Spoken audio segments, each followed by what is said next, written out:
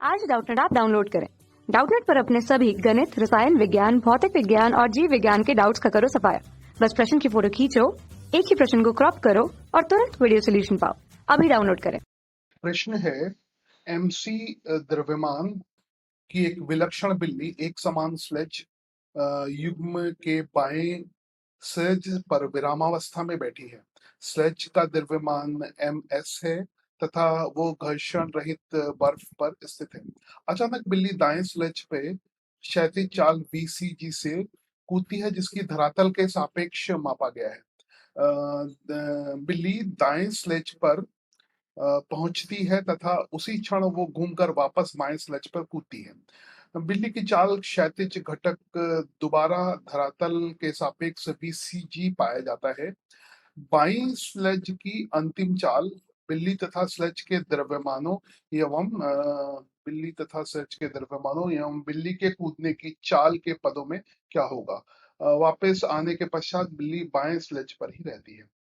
तो इस प्रश्न में 4 विकल्प दिए हुए हैं। 4 विकल्प कौन कौन से हैं? ए विकल्प है 2, यहाँ पर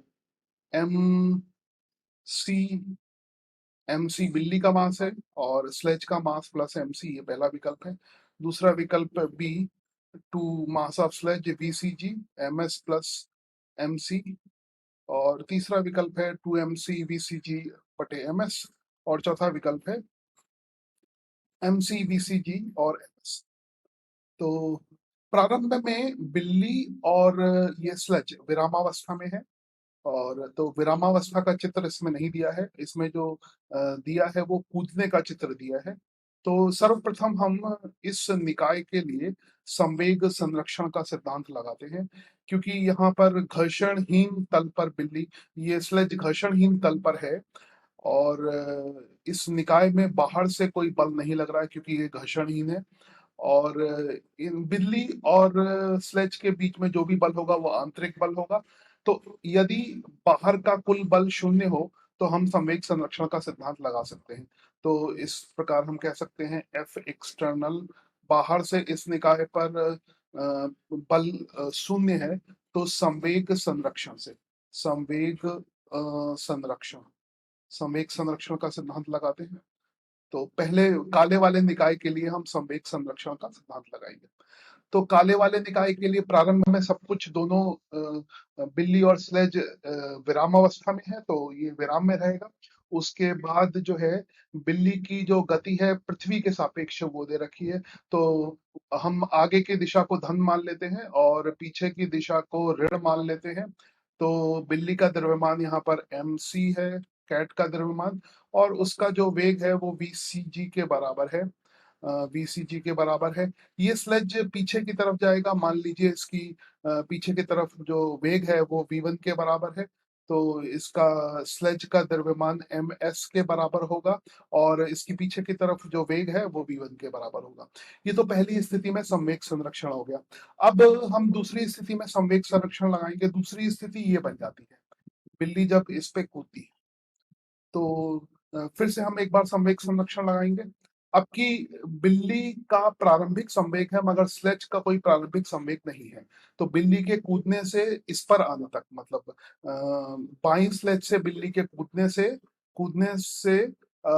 मतलब कूदने के बाद और इस पे गिरने तक संवेग संरक्षण हम लगाएंगे। तो इस स्थिति के लिए मतलब ये बिल्ली कूद गई है फिर इस पे गिर रही है, तो संवेग संरक्षण के सिद्धांत के अनुसार क्या हो जाएगा, प्रारंभ में इसका स्लेज का कोई संवेग नहीं है तो शून्य हो जाएगा, और बिल्ली का जो संवेग है वो mc मास बिल्ली का द्रव्यमान हो गया और बिल्ली का वेग vcg के बराबर हो गया,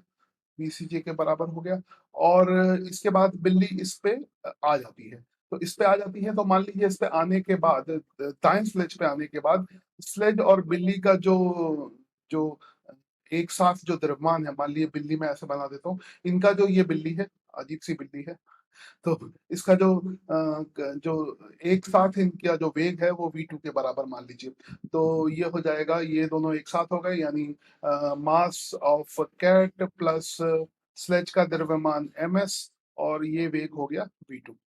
तो ये दूसरी कहानी यहाँ तक हो गई। फिर तीसरी कहानी चलेगी। तीसरी कहानी, ये दोनों एक साथ चल रहे हैं, प्रारंभिक संवेग ये हो जाएगा, दोनों एक साथ चल रहे हैं और बिल्ली अब पीछे की तरफ कूदती है। बिल्ली अब पीछे की तरफ कूदती है। तो इस तीसरी दशा में, इस हरी वाली दशा में जो प्रारंभिक संवेग होगा वो हो जाएगा बिल्ली का द्रव्यमान।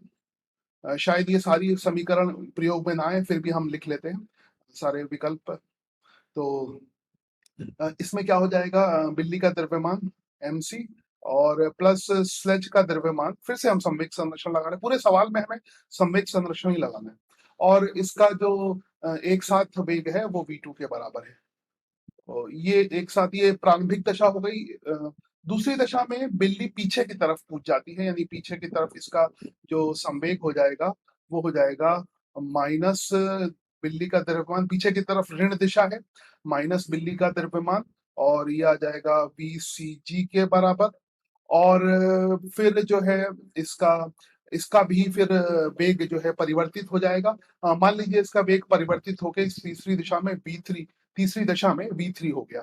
तो इसका जो द्रव्यमान है वो स्लेज का द्रव्यमान ms के बराबर है और इस दशा में वेग V3 के बराबर हो गया। अब आखिरी स्थिति बची है, आखिरी स्थिति ये वाली बची है। बिल्ली कूद के इस पे जाती है, इस पे पहुंच जाती है। तो इसमें भी फिर से एक बार संवेग संरक्षण का सिद्धांत लगाते हैं। अभी जो है स्लेज जो बाईं तरफ चल रहा था उसका वेग v1 था। ये स्लेज पीछे की तरफ, इसका वेग v1 के बराबर था, ये वेग v1 के बराबर था पुरानी स्थिति में। तो बाद ये वेग v4 हो गया है। तो अभी अंतिम स्थिति में संवेग संरक्षण लगाते हैं। तो बिल्ली का संवेग हो जाएगा पीछे की तरफ, वो हो जाएगा माइनस बिल्ली का द्रव्यमान और VCG, और स्लेज भी प्रारंभ में पीछे की तरफ ही जा रहा था, तो माइनस स्लेज का द्रव्यमान और स्लेज का वेग। उसके बाद बिल्ली कूद के इसी के ऊपर रहती है, तो ये इसके ऊपर जब आ जाएगी बिल्ली, जब इसके ऊपर ऐसे आ गई है, तो जो कूदने के जस्ट बाद आखिरी में ये V4 वेग से अंत में गति कर रहे हैं। तो दोनों का द्रव्यमान एक साथ लेते हैं, बिल्ली का द्रव्यमान और स्लेज का द्रव्यमान, और ये इसका जो वेग है वो V4 हो गया, और ये भी ऋणात्मक दिशा में ही होगा, तो ऋण यहाँ पे आएगा। पहले ये ऋण निशान हटा देते हैं, ऋण ऋण सब धन हो जाएगा।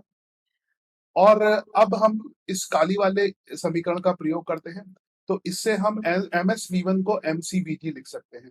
तो यहाँ पर ये आ गया MCVCG, और MSV1 को क्या लिख सकते हैं, MSV1 को MC और VCG हो गया, और ये हो गया MC प्लस MS, और ये हो गया V4।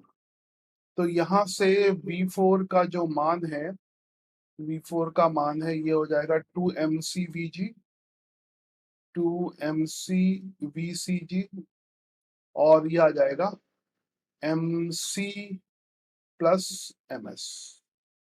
तो ये हमारा उत्तर हो गया, और इस उत्तर के हिसाब से कौन सा विकल्प सही होगा, पहला वाला A विकल्प सही है। 2MCVCG MC बटे मास ऑफ स्लेज।